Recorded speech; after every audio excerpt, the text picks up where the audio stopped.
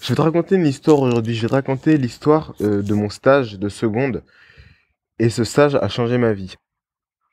Bonjour mon ami, ici Pierrick Yawedeu. Et si tu es jeune et intelligent, tu vas être content car en t'abonnant à cette chaîne, tu profiteras régulièrement de vidéos et de podcasts t'aidant à adopter un bien meilleur état d'esprit pour atteindre tes objectifs. En seconde, enfin tu sais, on fait un stage à l'école, quoi, normal, un stage de une semaine. Et mon stage, je l'avais fait à Carrefour. Et en fait, enfin, ça consistait, je t'explique vite fait, ça consistait en fait à mettre en rayon des produits. C'est-à-dire que j'allais dans la réserve, je prenais des sortes de gros chariots avec des roues, je les descendais et je mettais les produits dans leur rayon. Enfin, genre, il y avait le gros chariot du rayon biscuit, par exemple. Donc, je prenais le chariot du rayon biscuit, j'allais dans le rayon biscuit, je prenais les biscuits qui étaient dans le chariot du rayon biscuit et je mettais les biscuits dans le rayon biscuit. Tu vois? Et voilà, en gros, c'était ça. Et il fallait faire attention aux dates de péremption. Il fallait mettre les dates de péremption les plus éloignées au fond, blablabla, blablabla. Et oui, petite parenthèse, je sais pas enfin, je savais pas que les chips ça marchait autant. Je sais pas si c'est comme ça partout, mais je te jure, tous les jours, absolument tous les jours, j'ai dû remplir le rayon de chips. Je sais pas qui achète autant de chips tout le temps, mais c'était assez incroyable. J'ai aussi d'ailleurs appris que le rayon des produits cosmétiques, genre le rayon tu trouves du dentifrice, des machins pour la peau, etc. Ça s'appelle le rayon Attends, c'était comment? DPH ou DHP? PhD, un truc comme ça. PhD. PhD, c'est quelque chose en anglais, je crois. Je crois que c'est un doctorat en anglais, mais je m'éloigne totalement du sujet là. Bref, pourquoi est-ce que je te raconte ça? Je te raconte ça parce que, enfin, comme je te dis, ce stage a changé ma vie. Pourquoi? Parce que ça m'a fait comprendre un principe que j'ai depuis renommé le principe de la montre asynchrone. Qu'est-ce que c'est que le principe de la montre asynchrone, Pierrick? Qu'est-ce que c'est que ce nom barbare? En fait, la montre asynchrone, c'est comme si tu voulais en fait acheter une montre, sauf que sur ta montre, l'aiguille des secondes, elle va genre un centième de seconde trop rapidement, tu vois. Un centième de seconde trop rapidement. Ce qui va se passer, c'est qu'au début, bah, tu vas te dire, bah non, enfin, mais c'est nul, tu vois, elle est pourrie ta montre, elle est pas synchronisée, etc. Tu vas te rendre compte qu'au final, c'est juste un centième de seconde, tu vois. Donc au final, c'est pas grand-chose. Tu vas acheter la montre parce qu'en plus, elle est moins chère, machin, comme elle a ce petit défaut. Tu vas l'acheter et tu auras une montre asynchrone. Sauf que le problème, c'est qu'au début, oui, tu vas t'adapter à ce petit désagrément, mais plus le temps va passer, plus ta montre, elle sera désynchronisée, tu vois, et plus ce sera compliqué de gérer ta montre, en fait. Je me suis rendu compte qu'en fait, beaucoup trop de gens faisaient ça et beaucoup trop de gens se contentent d'une montre asynchrone. Beaucoup trop de gens se contentent d'une situation qui est juste supportable.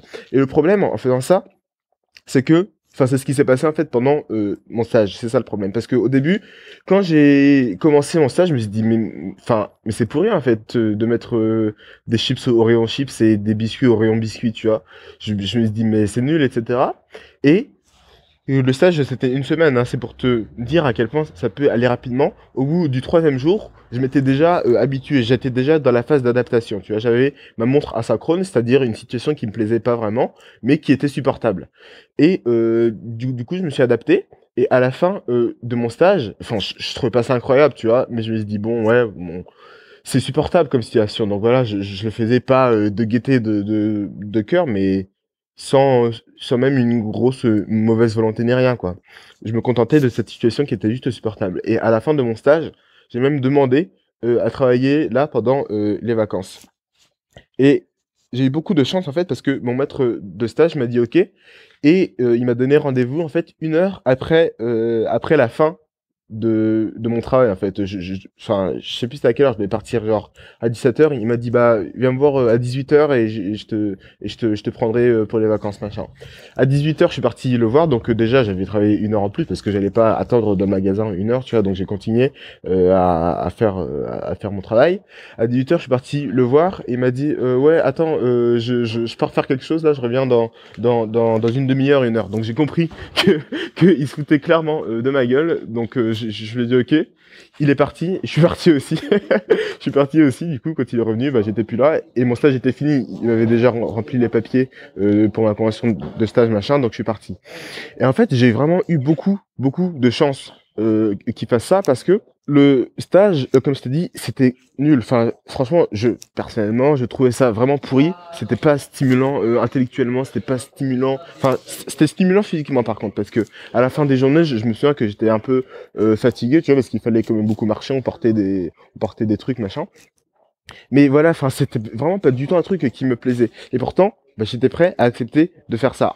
Et encore, moi, ça va, c'était que pendant un mois ou deux pendant les vacances, tu vois. Mais il y a énormément de gens qui se retrouvent dans des situations comme ça et qui se disent bon bah je fais ça comme travail et qui justement en fait achètent cette montre asynchrone, acceptent une situation qui ne leur convient pas parce que c'est supportable, tu vois, comme avoir une montre qui est une seconde en avance, c'est supportable, oui c'est supportable. Sauf que le problème c'est que dans un mois, dans un an peut-être, tu vois, ta montre, elle aura plus une seconde, mais elle aura 5 heures et 13 minutes même de retard et ce sera totalement impossible de pouvoir savoir l'heure correctement, tu vois. Et à un moment, tu vas juste en avoir marre et cette situation qui était juste supportable et que tu as accepté pendant tout ce temps, tu vas juste en avoir marre et tu vas te dire mais putain pourquoi est-ce que j'ai pas juste pris une montre qui est certes plus chère mais qui au moins m'indique la bonne heure, tu vois. Aujourd'hui, j'aurais pas ce problème. Beaucoup trop de gens se contentent des situations qui sont juste supportables, font des métiers qu'ils aiment pas vraiment, mais qui sont supportables. Et un beau matin, ils se réveillent, ils se disent, mais putain, je suis en train de faire un truc, je me réveille tous les jours pour faire un métier qui me plaît pas, tu vois, pour faire quelque chose que j'aime pas faire, juste parce que c'est supportable et que je suis pas mort en le faisant. Mais est-ce que tu veux vraiment que ta vie, elle soit juste supportable ou tu veux que ta vie, elle soit ce que tu veux qu'elle soit vraiment, tu vois? Est-ce que tu veux juste te contenter de faire quelque chose que tu vas pas aimer, mais qui, bon voilà, ne va pas te tuer, ou est-ce que tu veux faire un truc qui va te plaire et que tu vas pouvoir faire pendant des années parce que c'est quelque chose que tu aimes, comme ta montre qui sera à l'heure. Certes, ce sera plus cher, certes, ce sera plus dur de l'avoir, mais tu vas l'avoir pendant des années parce qu'elle t'indiquera toujours la bonne heure. Si tu veux réaliser un projet, si tu as un rêve, tu vois, il faut pas le troquer contre un truc, enfin contre un truc tout pourri. Ton rêve, il sera plus compliqué à atteindre, ça va être plus long, ça va être plus dur, tu vas passer par des échecs, tu vas passer par des moments où tu vas travailler énormément pour très peu de résultats, mais quand tu auras atteint ton rêve, tu vois, quand tu auras atteint ton objectif, bah tu seras plus dans une situation où quelques mois après, quelques années plus tard, bah, tu vas te dire putain ça me fait chier, tu vois. Tu seras content et tu seras content pour beaucoup plus longtemps, ce sera un bonheur beaucoup plus durable.